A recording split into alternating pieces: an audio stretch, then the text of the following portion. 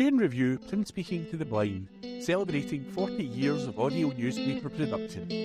Welcome to this week's edition of the Kirkintilloch Herald podcast, recorded at the Bishopbriggs Media Centre by our amazing volunteers. You can get in touch with us via Facebook, Twitter or Instagram using @KieranReview. That is @CuanDreviewiew.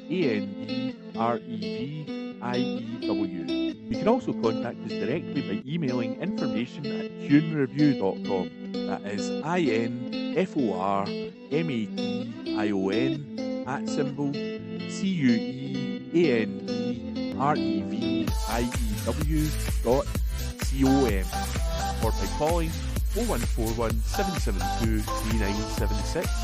That's 0141 772 3976. This week's Kirkintilloch and Bishopbriggs Herald podcast, published on Wednesday the 20th of September 2023, and read to you by Alan, Hunter, Ian and Rebecca. Our children are in need. A leading children's charity has launched a desperate appeal to see more would-be foster carers in East Dunbartonshire come forward. Bernardo Scotland issued the fresh appeal this week after recruitment figures reveal a shortfall of 500 foster families across the country, and that could see dozens of children fall through the cracks of the system. Charity Director Martin Crew told the Herald, "Although the number of children going into care in Scotland is decreasing, we continue to experience a shortage of foster carers, leaving hundreds of children without a safe and loving home. No child should suffer as a result of the cost of living crisis, and we strongly believe that any loving person can make a wonderful foster parent to a child in need." The country's leading children's charity works to support all children, regardless of their circumstances, gender, race, disability or behaviour, with the purpose of transforming their lives for the better. It has more than 125 specialised community-based services across the country and works to ensure that every child has the best possible start in life. The charity has a reputation for providing excellent support to its carers and, accordingly, few of the young people living with their carers experience a breakdown in their care. All foster carers receive a daily allowance designed to cover the cost of caring for a foster child.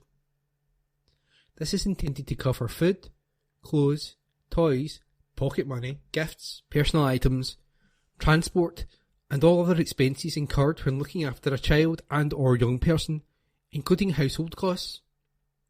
Martin added, "We offer support and training every step of the way and, on average, a payment of £495 per week per child is available. Charities like Bernardo's are integral to help the Scottish Government uphold the promise to ensure every child in Scotland grows up safe, loved and respected. That is why they are calling on people to consider joining Bernardo Scotland as a foster carer. With more than 80 years of experience of successfully placing children and young people with families, there are many benefits of being a carer, not least the satisfaction of helping our young. For more, visit bernardos.org.uk/foster or call 0800 0277 280. This Week in History, read by me, Ian. September 21st, 1792. France was declared a republic and the monarchy abolished. On this day last year, Liz Truss held a bilateral meeting with Joe Biden. September 22nd, 1735. Sir Robert Walpole became the first Prime Minister to move into 10 Downing Street. On this day last year, it was a bumper breeding year for rare wading birds at an important coastal site in Suffolk, despite avian flu and soaring temperatures, the National Trust said. September 23rd, 1974. The BBC Ceefax teletext service began, the world's first. On this day last year, taking a dip in icy water may cut body fat in men and reduce the risk of disorders such as diabetes, a new study suggested. September 24th, 1896. American writer F. Scott Fitzgerald was born.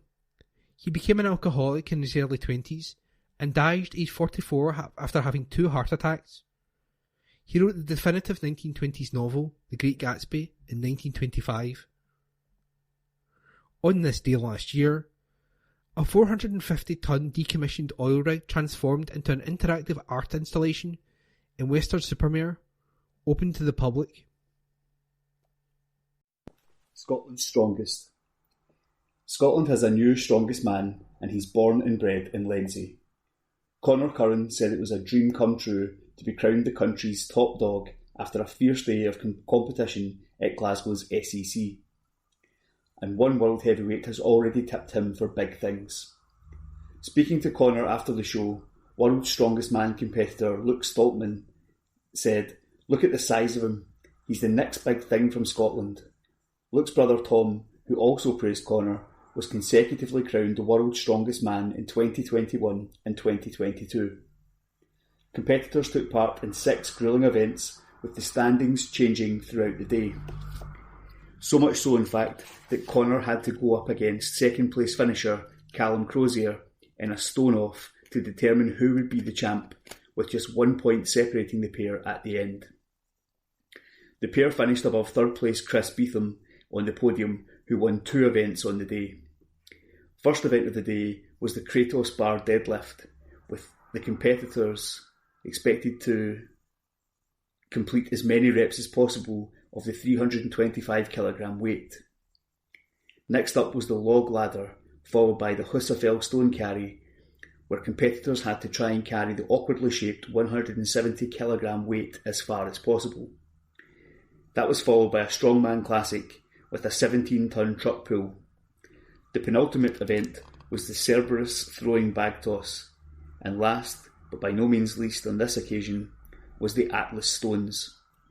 Weighing 120 kilograms, 140 kilograms, 160 kilograms, 180 kilograms, and 200 kilograms, competitors had to try and lift the stones in order of ascendancy in as quick a time as possible in the head-to-head, Callum managed to lift all 5 stones and Conor just 4, but it was enough to secure him top place on the podium. Having gotten his hands on his inaugural national title, Conor told Luke and Tom on YouTube, "This is a dream come true. In my head, I was handling it terribly, but I always think that. It doesn't faze me anymore, I just go with it." Lenzie's strongman is now almost certain to be invited onto the illustrious Giants Live circuit for the year, part of the World's Strongest Man Arena Tour shown on Channel 5. Read by Alan Todd. Library funding as recorded by Hunter MacDonald. Community initiatives at East Dunbartonshire libraries have been encouraged to apply for a financial boost via a government funding stream. Libraries are being encouraged to apply to the Public Library Improvement Fund to help finance creative projects and sustainable services. Funds have been awarded annually to public libraries since 2006, with the scheme taking on its current guise in 2014. The £450,000 Scottish Government Fund aims to support projects such as efforts to tackle the cost of living crisis, bridging the digital divide, tackling the attainment gap for children and young people, or addressing sustainable development goals. The Scottish Library and Information Council administrators of the fund will make awards in line with the aims and ambitions of its current strategy. Can you provide a home for this pair? The Scottish SPCA is desperate to find homes for kittens currently in the care of their Dunbartonshire Animal Rescue and Rehoming Centre. The centre has been caring for kittens Tessie and Betsy, who are now 3 months old and ready to find their forever home. Ali Bibi, assistant manager of the centre, thinks the two would be a fantastic addition to any family. She told us, "Tessie and Betsy are 2 very sweet girls full of fun and mischief. These black and white female kittens are the best of friends and love to run around and keep each other entertained. They can potentially live with other animals and children after slow and steady introductions." They will require plenty of space in their new homes and would love outdoors access once they are old enough. We also have kittens who are not old enough to be rehomed yet, but could be matched to a family once they are ready. The Dunbartonshire Centre was built in 1960 due to the lack of good facilities to house animals in that area at the time and serves the west of Scotland. Having been expanded, it now has 79 dog kennels, 28 cat units, space for rabbits and small animals, as well as an education room to host visitors and workshops. To adopt animals like Tessie and Betsy, head to scottishspca.org. Read by Rebecca. Recession risk rises after trade. The risk of the UK entering a shallow recession this year has increased after news of a sharper than expected decline in economic output during July. The pound also weakened against the euro and the dollar as fresh data from the Office for National Statistics, ONS, showed that gross domestic product GDP contracted by 0.5% in July. It is the heaviest decline since last December and comes amid concerns recent interest hikes and persistent inflation could stifle economic growth. Economists had forecast a fall of just 0.2% for July. ONS Director of Economic Statistics Darren Morgan said, "Our initial estimate for July shows that GDP fell. However, the broader picture looks more positive, with the economy growing across the services, production and construction sectors in the last 3 months. In July, industrial action by healthcare workers and teachers negatively impacted services, and it was a weaker month for construction and retail due to the poor weather. The figures come just a week ahead of the release of inflation data for August and the latest Bank of England decision on interest rates, with a further quarter-point hike widely anticipated. Next week's Bank of England meeting will see members of the Monetary Policy Committee vote on interests. They are widely tipped to increase rates from the current level of 5.25% to 5.5% in their efforts to grapple inflation, which is proving difficult. Engineers balloted. Bus engineers in Glasgow and West Central Scotland are to be balloted for strike action over a pay dispute, and that could impact a number of services serving East Dunbartonshire. Unite, the union, confirmed 150 first bus workers would be asked about industrial action after they emphatically rejected a pay offer. Engineers across a number of major bus depots overwhelmingly rejected, with the workers involved in the ballot based at Blantyre, Caledonia, Dumbarton, Overton and Scotstoun bus depots. The ballot opened on Thursday, September the 14th, and will close next week on September the 28th, with any subsequent action expected to take place from the middle of October 2023. Unite say the average pay per employee has not kept pace with inflation, with a real-time decrease over the last 5 years. Council to cash in on car charging. Owners of electric vehicles will no longer have access to free charging points in East Dunbartonshire. That's after the council announced plans to introduce a tariff for charging points. From October the 2nd, it will cost 40p per kilowatt hour to use slow and fast charging points, and a whopping 70p per kilowatt hour to use a rapid charge point. Installation of charging points began in 2016, with the council now operating 17 across the area. While installation and maintenance was funded by Transport Scotland, the usage until now has been subsidised by the council to encourage people to invest in sustainable vehicles. The local authority is one of the last in Scotland to start charging. Firefighters research. Nearly 200 Scottish firefighters have taken part in a pilot scheme linking occupational cancers with exposure to toxic fire chemicals. The servicemen and women provided blood and urine samples last week and will be tested for cancer and other health issues. is part of a UK-wide firefighter health monitoring research project commissioned by the Fire Brigades Union and carried out by the University of Central Lancaster. John Mackenzie, FBU Scottish Regional Secretary, said, "Every firefighter who has volunteered to participate in these health trials should be proud of their contribution to workplace safety. The evidence shows that exposure to toxic contaminants in fire is putting firefighters' health at risk. We must see serious action to save lives from occupational cancer and diseases." Firefighters are currently not provided with regular monitoring in the UK, despite risk of occupational cancer, with the FBU calling for urgent action to protect firefighters. Results from the testing will be used to detect cancers and other diseases at the early stages and to identify evidence linking occupational cancers with exposure to toxic fire chemicals. The Scottish Government has provided funding of £56,000 towards this project, while the Scottish Fire and Rescue Service is working with the FBU and University of Lancaster to facilitate the testing. It follows research finding incidence of cancers among UK firefighters aged 35 to 39 is up 323% higher than in the general population in the same age category. This testing project is the first of its kind to take place for firefighters in the UK and follows the World Health Organisation announcing that occupational exposure as a firefighter is carcinogenic.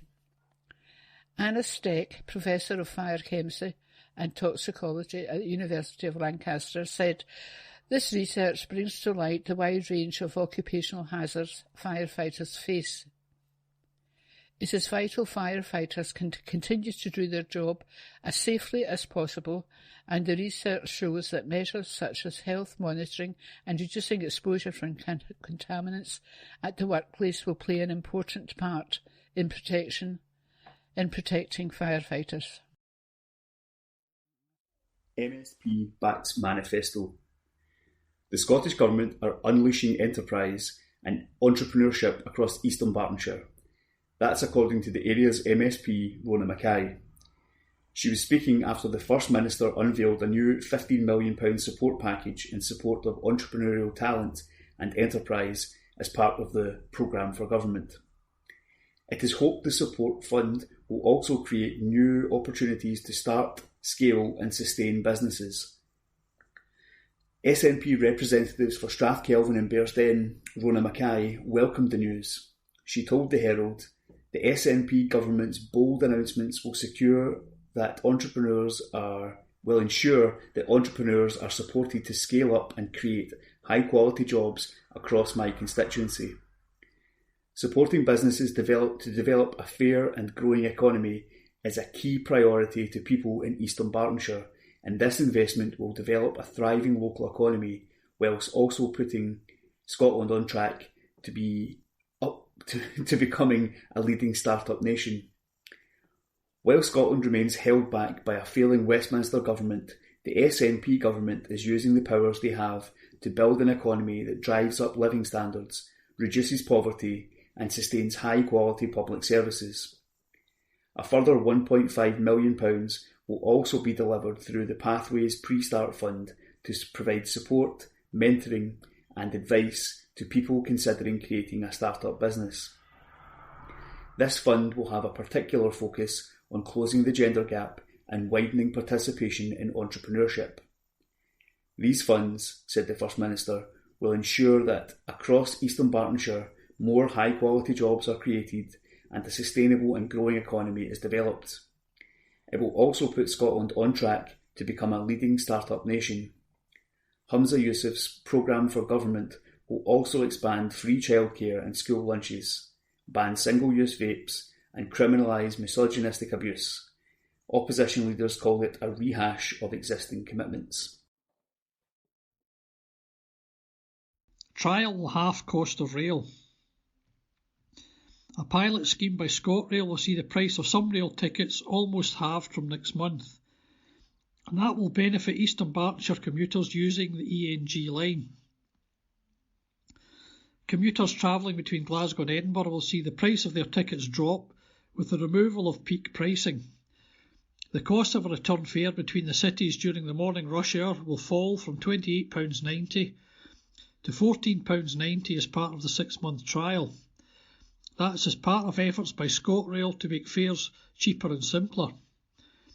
However, travellers may no longer be able to buy some of the cheapest tickets.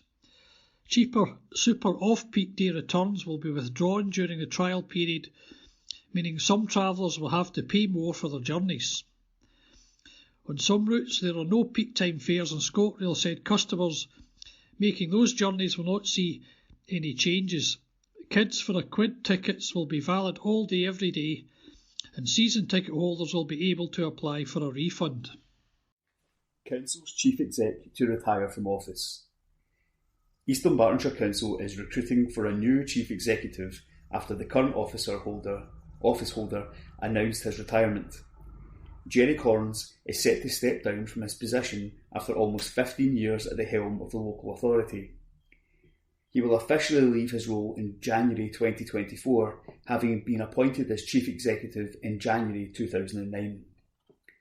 Of his decision, Jerry told the Herald, "It has been a pleasure and a privilege to be in this role for 15 years and to see East Dunbartonshire continue to flourish in what has been a challenging and changing time for local government. Our workforce here is exceptional, demonstrated especially during the COVID pandemic and post-pandemic period. But as we emerge from the post-pandemic recovery, I feel it is time to hand over the reins to a successor to guide the Council through the new challenges of the coming years." In his time in office, Jerry has guided the Council through 3 local government elections.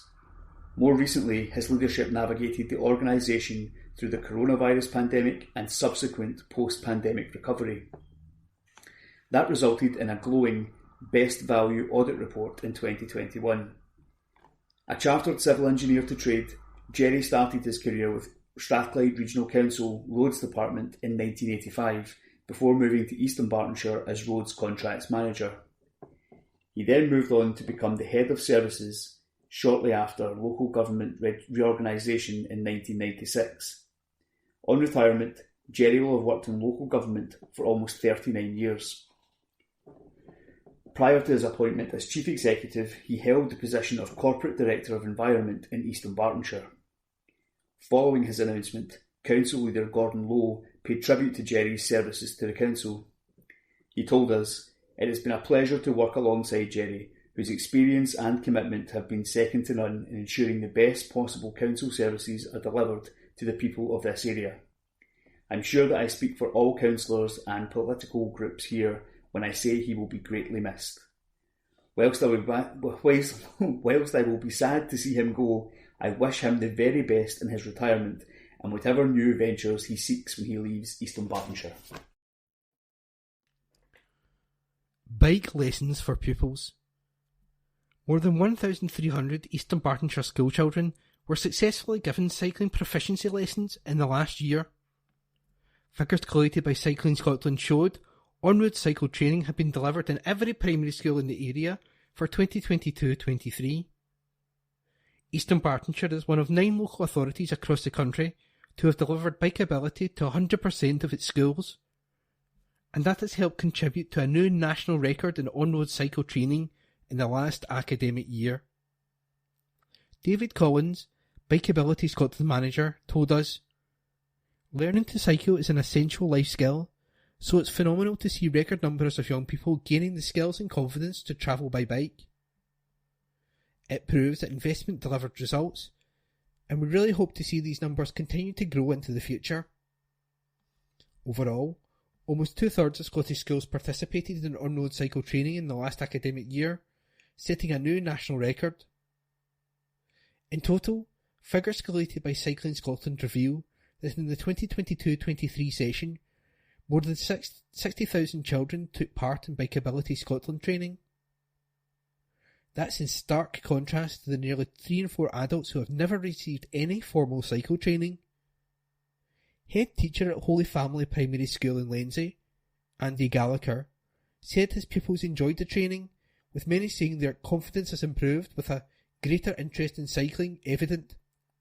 He added, "From a school perspective, we see this as promoting active travel, health and well-being and sustainability. We also recognise Bikeability Scotland teaches life skills that will benefit pupils for years to come. We look forward to continuing the partnership and offering this excellent opportunity to future P7s.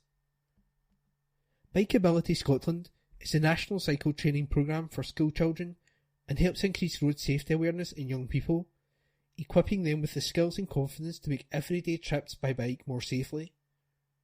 The programme is free and is funded by the national cycling charity, Cycling Scotland. Cycling can unlock skills. The training school children receive through Bikeability Scotland is aimed at unlocking a range of benefits that will serve them throughout their lives. That includes creating greater transport independence and supporting healthier, more environmentally friendly lifestyles. The positive impact of Bikeability Scotland on bike ownership and amount of cycling is greatest in schools with a higher proportion of pupils eligible for free school meals. Bikeability Scotland manager David Collins told us, "Our research highlights the importance of teaching at school to maximise the number of people reached who can use the training now and later in life. Countries with the highest levels of cycling, such as the Netherlands, still provide national cycle training schemes for school children. Together with building a network of safe, dedicated cycle lanes and preventing dangerous driving, Bikeability Scotland training is essential to support children to cycle." Big butterfly count. Small white most spotted. Results of Butterfly Conservation's Big Butterfly Count 2023 have been released, revealing that the small white takes the top spot in Scotland this year, and a better picture for butterflies than it had been feared has emerged. Following last summer's drought, scientists at Butterfly Conservation called on the public to help them understand the effect the extreme weather had on the UK's butterflies. People responded in their thousands, with 3,295 citizen scientists in Scotland taking part in this year's Big Butterfly Count, conducting 5,087 15-minute counts in gardens, parks, school grounds and the countryside. This year, those participants recorded more than 28,000 butterflies and day-flying moths between July 14th and August 6th. On average, people in Scotland spotted 6 individual butterflies per count, very similar to the 2022 event. However, UK-wide long-term trends revealed for the first time this year show that since the bigger butterfly count started 13 years ago, many species have significantly decreased. It is a further warning sign that nature everywhere is in crisis. Butterflies, as well as forming a vital part of the food chain, are considered significant indicators of the health of the environment. Dr. Zoe Randall, Senior Surveys Officer at Butterfly Conservation, said, "It's wonderful that so many people have been enjoying spotting butterflies. We had huge support for the Big Butterfly Count this year, and thanks to the many people who were out during those sunny intervals, we now know that the effects of last year's drought were not as bad for butterflies as we feared. The mixed weather this year has helped, as there has been an abundance of green food plants available for caterpillars, and plenty of nectar-rich flowers for adult butterflies. However, while the number of butterflies recorded across the UK this summer has been the highest since 2019, the longer-term trends show worrying declines for some of the most common butterfly species. The top 5 butterfly species spotted in Scotland were small white, large white, peacock, small tortoiseshell and meadow brown. Comma also did well, showing an increase of 41% and experiencing its best summer in Scotland since the Big Butterfly Count began. This species suffered a severe decline in the 20th century and has subsequently made a comeback and has expanded its range rapidly northwards. Holly Blue also had its best ever butterfly count results in Scotland this summer and increased by 118% on 2022 levels. This species is a relatively recent arrival, becoming established in Edinburgh in 2006 and in Ayr in 2008. However, Scottish sightings of common blue, ringlet and six-spot burnet were down compared to 2022. Habitat concern. Dr. Richard Fox, Head of Science at Butterfly Conservation, explained, "One of the biggest threats butterflies in the UK face is habitat loss. While the weather certainly has an impact on numbers from year to year, butterflies, moths and many other species can generally cope with variable weather. What they can't cope with is habitat destruction. Butterflies need a place to live. If they can feed, breed and shelter, they can thrive. By creating a wild space, you can help to reverse the massive losses of wildlife-friendly habitat and start to turn around the fortunes of our declining butterflies. To find out more about wild spaces, visit https://wild-spaces.co.uk. Peak Fair's removal pilot dates confirmed. The Scottish Government has confirmed that the ScotRail Peak Fair's removal pilot will operate between October 2nd, 2023 and March 29, 2024. In an update to Parliament, the Minister confirmed dates for the pilot, which forms a key part of the transport commitments in recently published programme for the Government. During the pilot, all off-peak fares and products that are set and controlled by ScotRail will be valid for travel all day. Commenting on the pilot, Ms Hiplock said, "The programme for Government makes clear our commitment to encourage a shift towards sustainable transport. We know that there is much to be done in encouraging people back to rail if we are to achieve our net zero targets. This peak fare removal pilot is aimed at achieving this by making ticketing simpler with off-peak fares valid all day. This is an exciting and unique opportunity to encourage more people to choose a safe, reliable and greener form of public transport." Alec Hines, Scotland's Railway Managing Director, said, "This is a hugely exciting opportunity for Scotland's railways to encourage more people across the country to choose rail travel instead of using the car. Everyone at ScotRail is working hard to make sure that this 6-month trial will be a success. We will be monitoring our services and stations daily to see where we have any significant increases in customer journeys. We know that cost and simplicity is a critical factor for people when they choose how to travel, and we're looking forward to delivering this fantastic fare reduction for our customers. This pilot will come as a welcome news for families as the October school holidays approach. Together with ScotRail Kids for a Quid offer, there will be significant savings available for day trips. The Scottish Government will carefully consider the impact of the pilot and the long-term sustainability of such a proposal before committing to any reinstatement of the pilot after March 29, 2024. Some national rail card conditions apply a minimum fare before 10 a.m. Monday to Friday, which will remain in place during the pilot. Squirrel hunt is on. Autumn, once the leaves have started to fall and nuts and seeds have dropped to the floor, the native red squirrels become particularly active in woodland areas as they feed voraciously to put on weight before the onset of winter, and they are easier to spot. As well as eating, they are also storing food in underground caches which, if they can remember where they are, will also supplement their winter diet. Neither red nor grey squirrels hibernate, but they are less active in extremely cold conditions.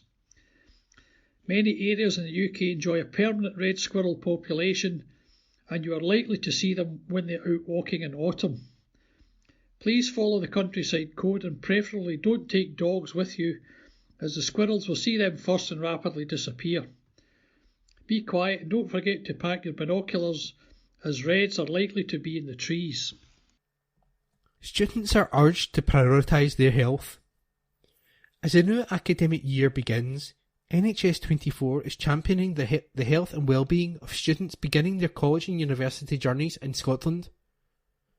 Recognising that many students will be living away from home for the first time, the organisation is highlighting the importance of registering with a GP at their new term time address, while also ensuring that all vaccines are kept up to date.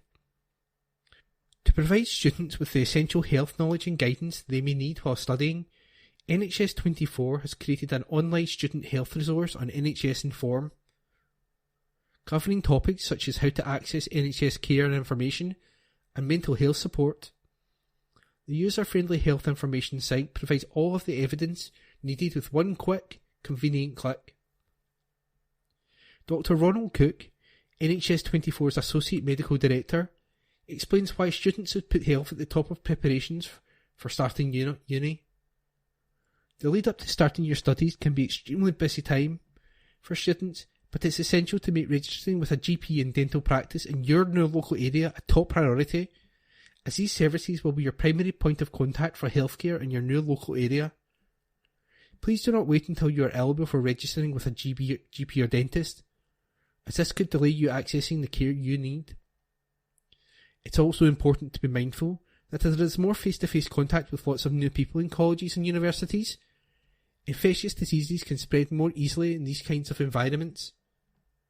Therefore, it's also a good idea to check you are fully vaccinated for diseases such as meningitis, HPV, measles, mumps and rubella. NHS 24 are engaging directly with students through a series of health roadshows at various fresher and welcome events at colleges and universities.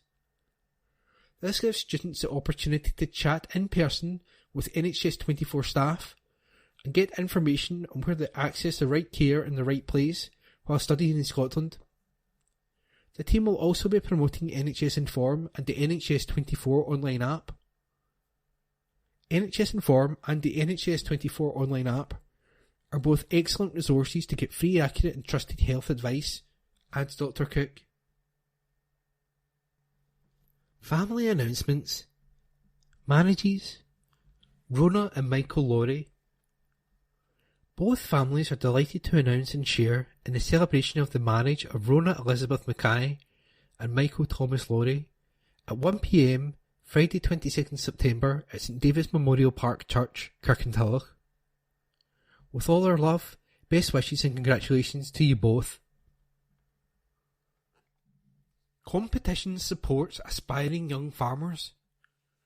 The AgriScot Business Skills, sponsored by NFU Mutual and supported by Scotland Rural College, SRUC, looks to support aspiring young professionals by encouraging them to think about the skills required to manage an agricultural business, whilst also connecting them with mentors and networks to help with their personal and professional development.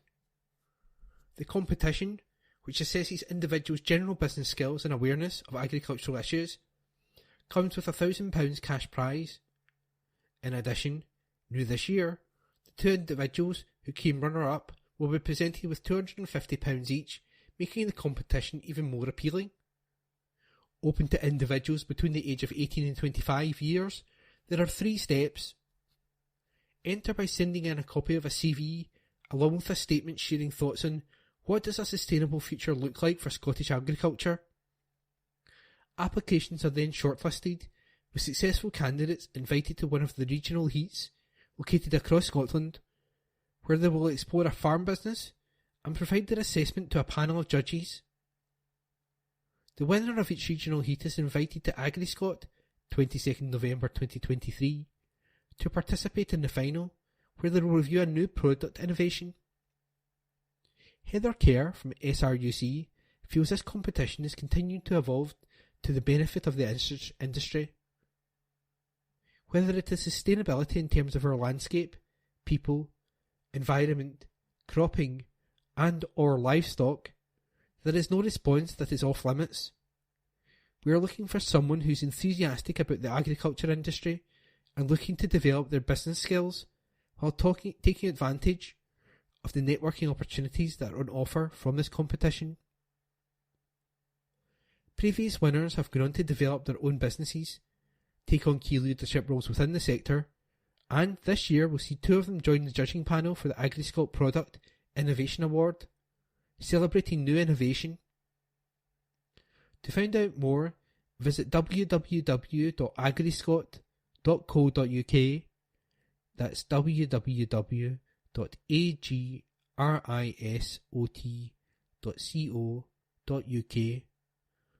or email Heather via heather.care@sruc.ac.uk.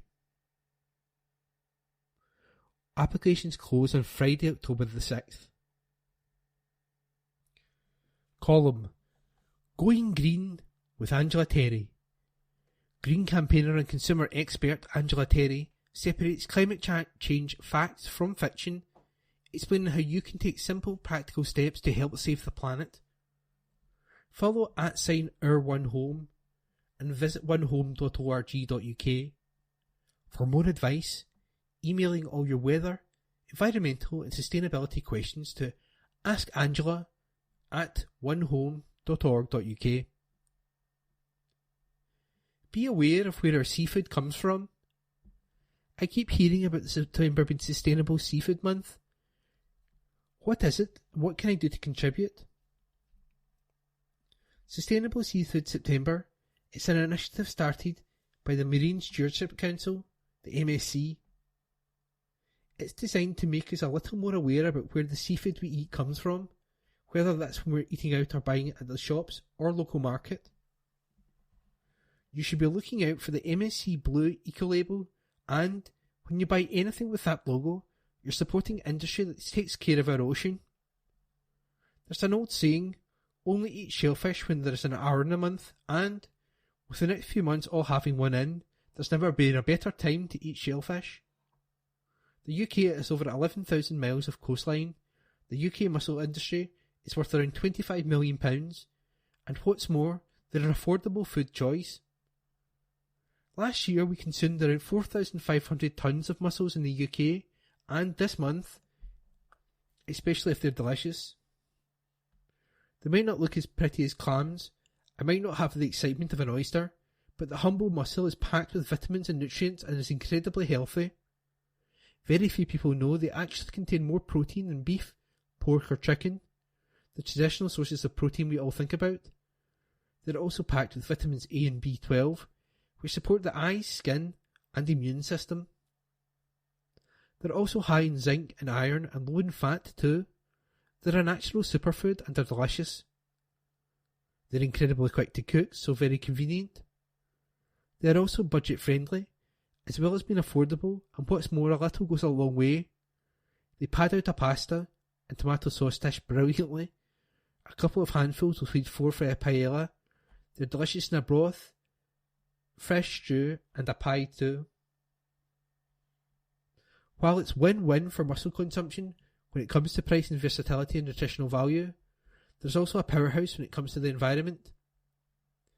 Mussels and bivalves, like clams and oysters, are a more environmentally friendly choice than fish or crustaceans. They have minimal environmental impact when they're farmed in the oceans, and they have the potential of becoming one of the world's most sustainable large-scale sources of protein. When farmed on ropes too, they invite other species and form their own habitat. The biggest UK farm in Lyme Bay found the number of horse mackerel in the area increased by 300% in 4 years when compared with other areas around the bay. The study, from Plymouth University, also found that mussel farms contributed to an increase in lobster and crab too. So, while September is Sustainable Seafood Month, turn your attention to mussels, and your health, wallet and the environment will thank you for it. Celebrity Spot. Iconic singer Blondie, also known as Debbie Harry, has shown support for WaterAid. The singer said, 1 in 10 people worldwide live without access to clean water. That's just wrong on every level. This basic human right is unavailable, and it's getting harder for those most at risk due to the growing climate crisis. I'm supporting WaterAid's Our Climate Fight campaign, as we can fight this injustice together and protect people and our planet. Green Swap. If you're a chocolate fan, it'll come as a pleasant surprise that chocolate has a lower carbon footprint than cake. A paper produced found cake produces 81 grams of carbon dioxide for every 100 calories you eat, compared to 59 grams for chocolate. Fact or fiction? 1 billion people worldwide don't have access to safe drinking water. Fiction. the actual number is double. 2 billion people globally every day are at risk because their water supply isn't clean or secure. Climate change is having an impact on all sports. There's no hiding from climate change anywhere on the planet, from our wet summer in the UK to the heatwaves and wildfires that ravage Europe. These impacts are increasing as we burn more oil and gas, so, unfortunately, we have no option but to adapt to temperature extremes in everything we do, including how we like to spend our downtime.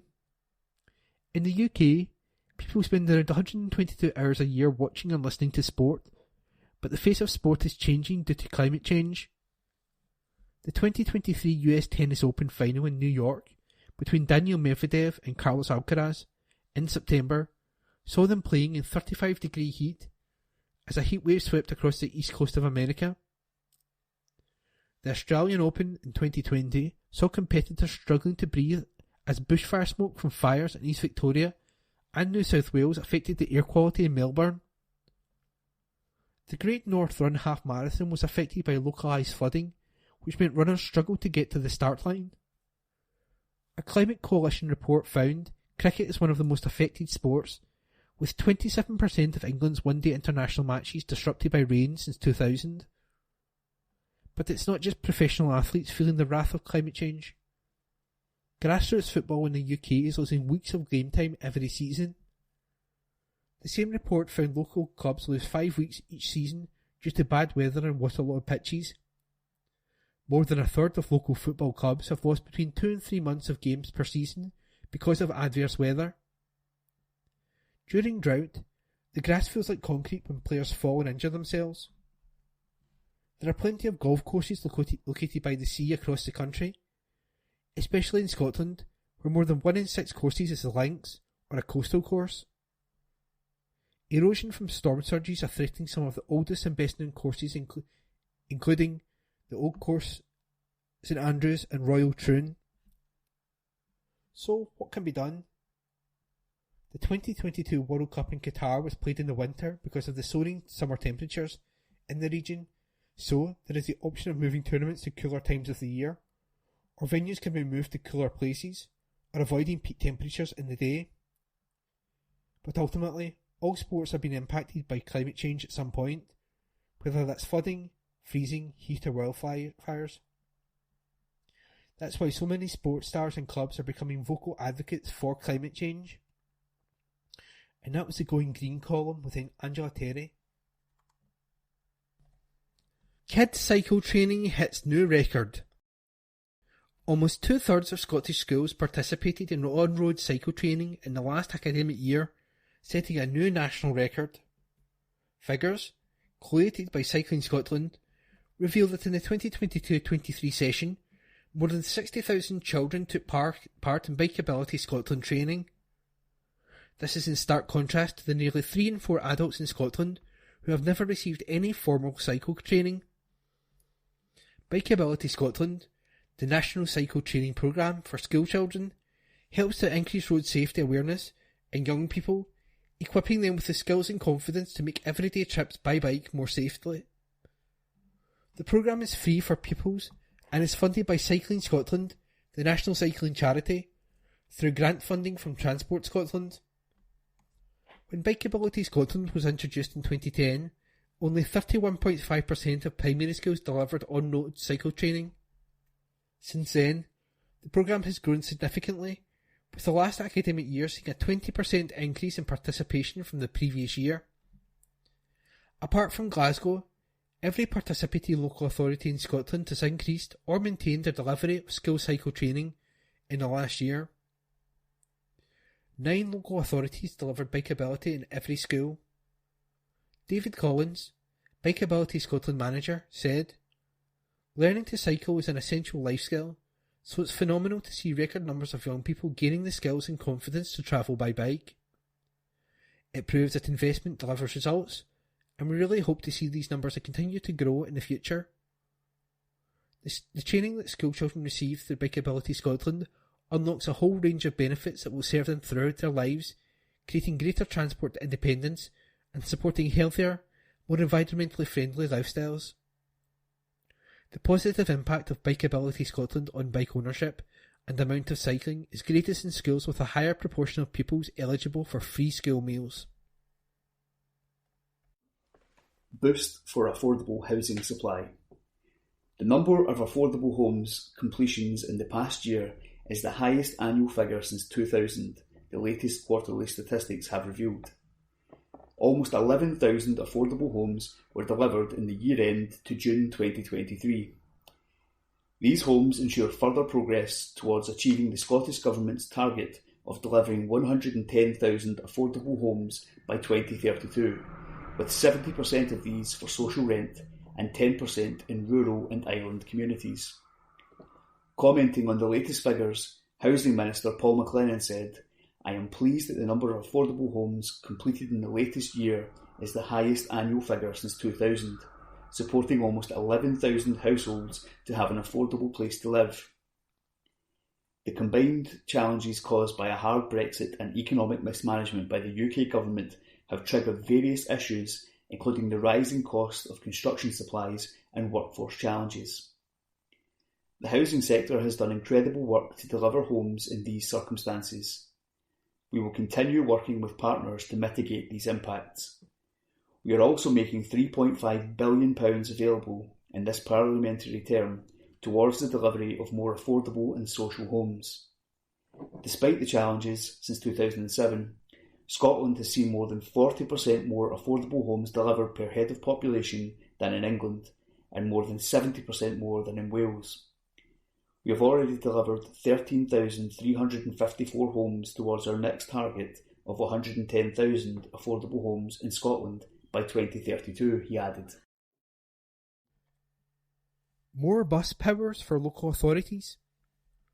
The Scottish Government has now laid regulations that enable local transport authorities to explore the bus franchising and partnership powers in the Transport Scotland Act 2019, giving them more options to improve bus service in their own areas.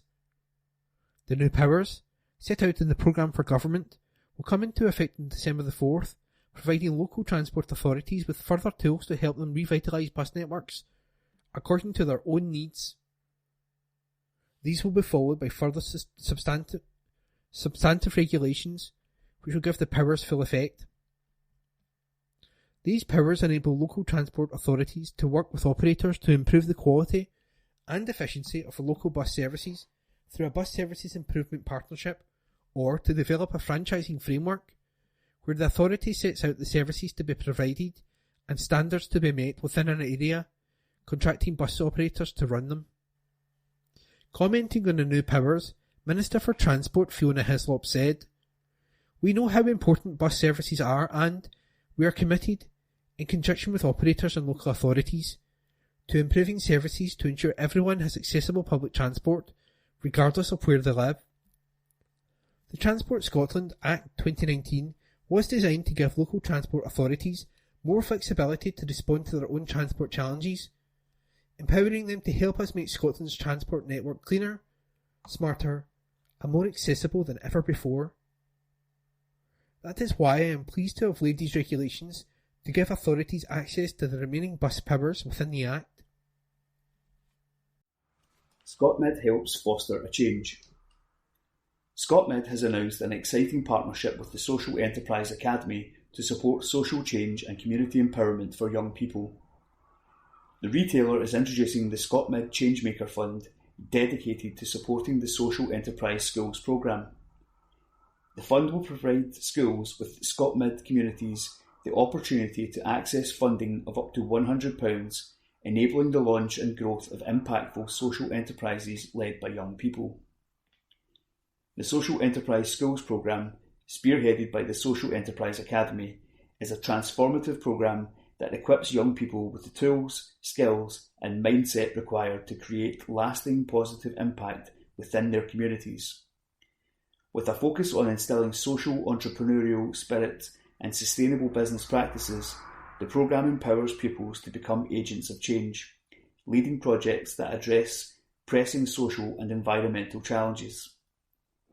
Commenting on the new fund, Richard McCready, Director at ScotMed, said, "Through the Changemaker Fund, we are proud to provide tangible support to schools within our communities, enabling them to nurture the potential of young minds and drive lasting positive change. Rachel Farmer, Education Manager at the Social Enterprise Academy, said, "The Social Enterprise Academy is thrilled to partner with ScotMed on this initiative.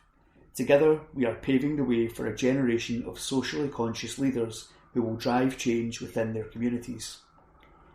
The ScotMed Changemaker Fund is a crucial stepping stone towards unlocking the potential of young people to create positive impact. The partnership highlights the power of a collaboration to drive social change. By supporting the Social Enterprise Schools programme, ScotMed is actively engaging in the education and empowerment of future generations. For more information on the Social Enterprise Schools programme and the ScotMed Changemaker Fund, please visit the Social Enterprise website. AI means harder to spot scams. Scots have been warned that the rise of ChatGPT and other artificial intelligence is making scams harder to spot. Advice Direct Scotland said AI is now playing a major part in the way scammers target people, with schemes becoming more sophisticated and difficult to detect. The charity said that previously one of the main signs of a digital scam was bad spelling or poor use of English. But now scammers can use AI platforms like ChatGPT, which uses natural language processing to create human-like dialogue to seem more believable. They can also use AI image generators to create fake celebrity endorsements that appear real. Advice Direct Scotland, which runs the Consumer Advice Scot service, and scamwatch.scot website, where scams can be reported, said people should think carefully before engaging with anybody asking for personal information. Column: Everyday plants your dog should avoid out and about. PDSA is the UK's largest vet charity on a mission to improve pet well-being through prevention, education and treatment. Support from players of People's Postcode Lottery helps us reach even more pet owners with vital advice and information. www.pdsa.org.uk. With summer nearly over and autumn almost here, the change of seasons can be a brilliant time for you and your pets, and a time to enjoy the beautiful scenery as trees change from green to an array of rustic hues. It's also important to be aware of the seasonal dangers to our pets. There are a number of plants which can be very toxic and, in some cases, fatal, so it's vital to know what to avoid. Our four-legged friends are naturally very inquisitive and will often want to sniff out new smells and objects, says PDSA vet nurse Nina Downing. Knowing what to keep your pet away from can help keep them safe and prevent any impromptu visits to the vets if they eat something that could be toxic. Poisonous plants to avoid. Acorns. They can be toxic due to the tannic acid they contain. This can cause a stomach upset, for example vomiting and diarrhea. Unripe green acorns can be even more harmful as they contain more tannins. Although very rare, eating acorns can cause long-term kidney and liver damage. Acorns can also pose a blockage risk to your pet's guts. Yew trees. Every part of this tree, including the red berries, is poisonous to pets, and even eating a few leaves can be serious. They are often found in churchyards, so keep your eyes peeled and seek vet advice straight away if they have eaten any. Horse chestnut trees. Their bark, leaves and flowers and conkers are all poisonous to pets. Due to the chemical asculin found in each part of the tree and its fruit, conkers. The conkers could also be a choking or blockage hazard. Autumn crocuses, not to be confused with spring crocuses. These have pale mauve, pink or white flowers in autumn, and all parts of the plant are highly toxic. Symptoms include vomiting, drooling, bloody diarrhea, and can lead to liver and kidney failure, collapse and even death. Contact your vet immediately if any part of the autumn crocus is eaten. visit www.pdsa.org.uk/poisons-and-hazards for more on keeping your pets safe this autumn. Nina adds, when out walking this autumn, it's crucial to be aware of any dangerous plants and trees that might cause harm to your pet. Keep a close eye on them, and try to walk your pooch somewhere where you know is clear of toxic plants. If you know your pet is in the habit of being a scavenger, you might need to take extra precautions like training them to feel comfortable while wearing a basket muzzle while you're out and about to prevent them picking up anything dangerous. Vomiting, diarrhea, shaking and breathing problems could all be signs that your pet might have eaten something poisonous. Ask our expert. PDSA vet nurse Nina Downing answered all your pet questions. PDSA expert vet gives tips on how to care for your pet. Dear PDSA vet, how can I keep my 8-month-old rabbit Nigel warm this winter? He lives in the garden shed in a hutch. Thanks, Susan. Hi Susan, it's important that Nigel has plenty of space to run, jump, play with toys and hop, as exercise will help keep him warm. It's great that Nigel's hutch is already in the shed. This should be used as somewhere cosy to snuggle up with another neutered rabbit friend, as they should always be kept in pairs at least. The rest of the shed will be great as his everyday run in the colder months, as long as it's safe and clear of everyday shed stuff. Line his run with plenty of fresh hay so he can nibble constantly. Old carpet over his hutch is useful for insulation, as long as it doesn't block the ventilation. If it gets particularly cold, you could move Nigel's hutch into the house, as long as you don't have any other pets. Wherever the hutch is, natural light should always be available. Finally, check his water bowls and bottles every day to make sure they aren't frozen. Dear PDSA vet, my guinea pig Pepper died a few months ago, leaving his friend Salt grieving and depressed. We've bought Salt a new friend, Vinegar, and we pick him up next week. How should I introduce them? Thanks, John. Hi, John. You need to take things slowly when introducing Salt and Vinegar. Ideally, have 2 separate setups for them at first. Start by swapping their bedding and toys, so they get used to each other's scent before they meet face to face. If they are showing positive behaviours for a few days, they should be ready for their first meeting. It should be on neutral ground, somewhere outside the cage. Once comfortable in each other's company, you can try moving them into the cage together. Dear PDSA vet, I have 2 dogs. Odin was ill and recently was given steroids, which made him incontinent. But Zeus also started urinating around the house too. We took Zeus to the vet, but there is nothing physically wrong with him. Why is he doing this? Leo. Hi Leo. Steroids should not cause incontinence for Odin, but they can cause him to want to drink more, which can mean urinating more too, so he will need more opportunities to relieve himself.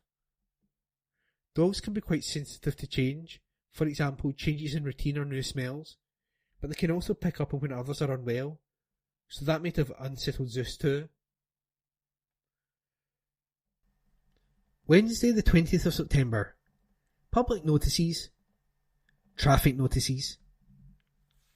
North Lanarkshire Council Town and Country Planning Scotland Act 1997 as amended. Town and Country Planning Development Planning Scotland Regulations. Notice of North Lanarkshire Draft Development Plan Scheme and Participation Statement Public Consultation. Overview. North Lanarkshire Council is about to prepare the next Local Development Plan, North Lanarkshire Local Development Plan 2, NLLDP2. This is an important document which sets out the policy and proposals for land use and development in North Lanarkshire. The Council is required to prepare a participation statement describing when, with whom, and how it intends to consult an NLLDP2. This survey seeks to gather people's views on how we should engage with them to help us prepare the participation statement. Why your views matter. In our preparation of NLLDP2, we want to make sure everyone with an interest can get involved. To help with this, we have prepared a draft participation statement which sets out our proposals on who we will engage with, when we will engage, and how we plan to do it. What happens next? This survey will close on 13th October 2023. A summary of responses will then be collated and used to inform the final development plan scheme and participation statement. Details of the draft development plan scheme and participation statement and related survey can be accessed via the Council website on this page: www.northlanarkshire.gov.uk/your-community/working-communities/live-consultations.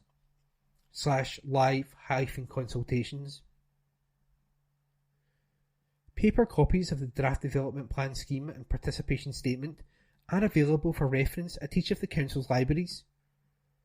Additionally, the document and further information related to NLLDP2 are available on the Council's website on this page: www.northlanarkshire.gov.uk/planning-development-plan/local-development-plan-2. Sport. City sign Republic of Ireland International. Glasgow City has announced the signing of Republic of Ireland International Abby Larkin on transfer deadline day. The 18-year-old attacking player transfers from Shamrock Rovers. She will join up with her new teammates after the upcoming international window. Larkin started her senior club career with League of Ireland's Women's Premier League side Shelbourne. There, she helped them win a League and Cup double in 2022, before she decided to move to Shamrock Rovers at the start of the year. On the international stage, Larkin has excelled. She made her senior international debut at only 16 years of age in February 2022 at the Pinatar Cup, and she scored her first senior international goal versus Georgia just a few months later. This summer, she was delighted to have been selected for the Republic of Ireland's World Cup squad. On the biggest stage in Australia, she made history again, coming on in all three group games and in turn becoming the youngest Irish player ever to play at a World Cup. On signing for the club, Abby said, "I'm delighted to be signing for Glasgow City FC. I'm excited to get started and I am looking forward to this next step of my career." Commenting on the signing, City head coach Leanne Ross said, "I am delighted to have secured the signing of Abby Larkin on transfer deadline day. With a long, tough season still ahead, it was important to strengthen the attacking options within the squad. So, to bring in a player of Abby's quality and experience is a huge coup." She continued, "Although Abby is just 18 years of age, she has already played in the Champions League and represented the Republic of Ireland at the World Cup finals this summer. These are achievements which highlight the calibre of player she is. She is a technically gifted, creative player with an eye for goal. She can play attacking midfield or forward positions. This will certainly add to the attacking threat posed by the team with her ability to assist and score goals. I am excited to bring Abby to Glasgow City and very much look forward to working with her." Six-shooter City stunned Dundee United. Glasgow City kept up their pressure on the Old Firm with a resounding league victory on Sunday. The defending champions are on 19 points after the weekend's fixtures, 3 behind league leaders Rangers and 2 behind Celtic, who sit in second. But both Celtic and Leanne Ross's side have a game in hand over their Glasgow rivals. The home side took on a Dundee United team who have struggled for form so far this term, having amassed just 4 points in their 8 league matches. And, by half-time, the tie was all but done and dusted. However, United were hard to break down in the opening 35 minutes of the match, holding their own and frustrating their hosts. The deadlock was broken by Michaela Moore on 38 minutes, who doubled her tally and that of City just 2 minutes later. Just as the half-time score looked to be settled, Linda Motallo propped up in injury time to make it 3-0 to City at the break. Into the second half, and United did well to hold City at bay for a further 20 minutes, but more goals from the home side were inevitable. The fourth came courtesy of Alifi Colville on 64 minutes, with Sophia Martin making it a 5-star performance in 76 minutes. Not to be outdone by her defensive colleague, striker Colville made it 2 for her and 6 for City deep into injury time as United were hit for 6. City are next in league action against Celtic as the teams play their match in hand on Thursday, October the 5th. Speedway. Playoff hopes left on a knife edge after defeat, by correspondent Phil Lanning. Glasgow Tigers boss Cammy Brown admitted it's on a knife edge after an opening playoff defeat at Oxford Cheetahs. The home side won 50-40 at Cowley after a tense encounter in the first Cab Direct Championship Group B clash last midweek.